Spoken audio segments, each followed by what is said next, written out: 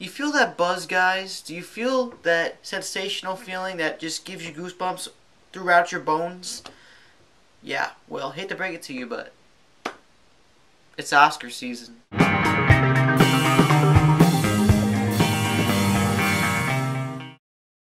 Master. The Master is the latest installment to Paul Thomas Anderson's filmography, which before then was There Will Be Blood, Magnolia, Boogie Nights, and a few others. And this movie stars Joaquin Phoenix, Philip Seymour Hoffman, and Amy Adams. The main story is basically about Joaquin Phoenix's character Freddy, who is a soldier post-World War II in the year 1950 who is faced with real-world problems. He's struggling to maintain a single job because after having these traumatic experiences, he's a little crazy in the head. And he doesn't know what to do. There's something wrong with him. And one day he stumbles onto this cruise ship, or this little boat, and this boat happens to be owned by Philip Seymour Hoffman's character and his wife, and he is simply known as the Master. Philip Seymour Hoffman decides to take advantage of this situation and take Joaquin Phoenix's character in for sessions and interviews and things to broaden his idea of his new religion, which supposedly is Scientology, but don't quote me on that because that's controversial. Believe it or not, I was looking forward to this, but I wasn't like hyped off the roof like a lot of people. And walking out of this movie, I was extremely surprised, and I'm extremely surprised to tell you guys that I loved this movie. I really didn't believe that I was going to be as immersed in the story as I was. Let's get into the core caliber here, the acting. If there isn't Oscar nominations for Philip Seymour Hoffman and Joaquin Phoenix especially, then there is something wrong with this earth because they both gave fantastic, mesmerizing performances. Philip Seymour Hoffman is more obvious in his performance, but it's extremely powerful. Joaquin Phoenix is very... I don't know what he did, but he transformed. All of his acting is coming through his eyes and his facial expressions, and this is one of the greatest performances I've seen in the past few years. It was remarkable, really. Everybody else in this movie did a fine job too. There's no weak links to the chain. Amy Adams is really good in this movie, and she has some really good scenes. Laura Dern is in this movie, and if you don't know who that is, she's the girl from Jurassic Park, the blondie. I'm like, I didn't even know she still acted, but okay. And also, Todd from Breaking Bad is in this movie, and he's kind of breaking out right now. He reminds me of a ginger Matt Damon.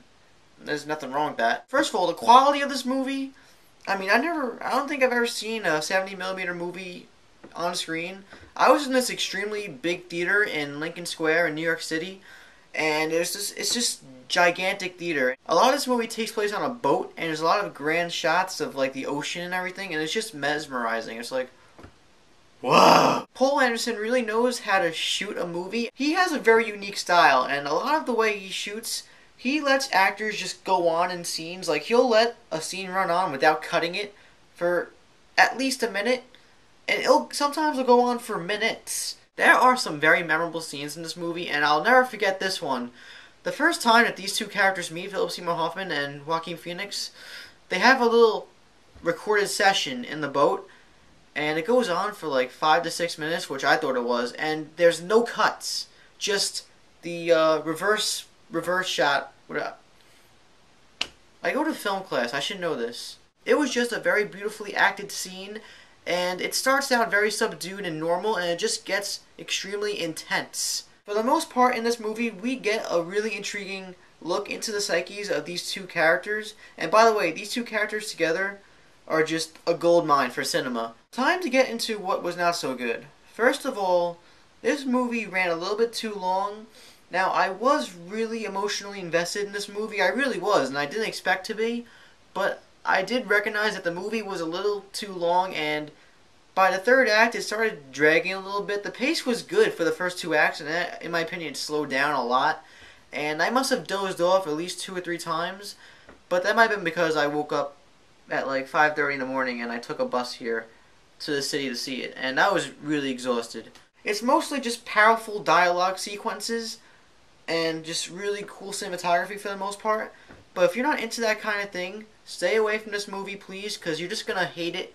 I could see why somebody would not like this movie. It's understandable why somebody would walk out and be like, that either wasn't good or I just didn't care for it. I could see why they would say that. Nothing progresses after a while. It escalates a little bit in the beginning and then it just maintains a solid way through for the rest of the movie.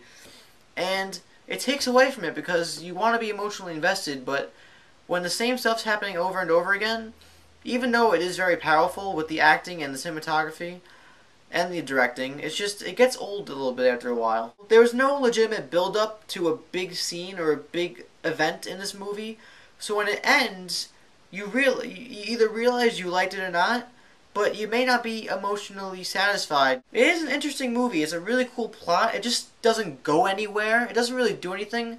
It is just a look into the psyches of Joaquin Phoenix's character, Freddy, and also the Master, Philip Seymour Hoffman.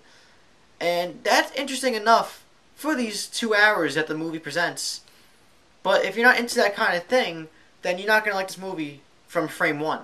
To me, it's worth the price of the admission alone just to watch Joaquin Phoenix and Philip Seymour Hoffman do their acting thing. I'm going to give The Master 4.5 out of 5 stars. It was just a damn great movie, and I actually, believe it or not, can't wait to pick it up on DVD Blu-ray and watch it again. I walked into this movie not expecting to love it, because I walked into Moonrise Kingdom in May, and that was universally praised, and I didn't love that movie, but I love this movie. What held this back from being a 5 is that it's sometimes too artsy for its own good, and people tend to be turned off by artsy things, and I know for a fact that a couple of my friends would watch this movie and not like it, and it's okay, it's fine. If you have any slight interest, go see it. Especially if you have an appreciation for film, you must see this movie at least once. If you have the privilege to live in LA and New York and you've seen this movie already, please let me know what you thought of The Master. Please subscribe and like this video. Also, check out my Facebook and Twitter accounts on my channel. I am John from Op and Jones Reviews. Paul Thomas Anderson is a great director. See you next time.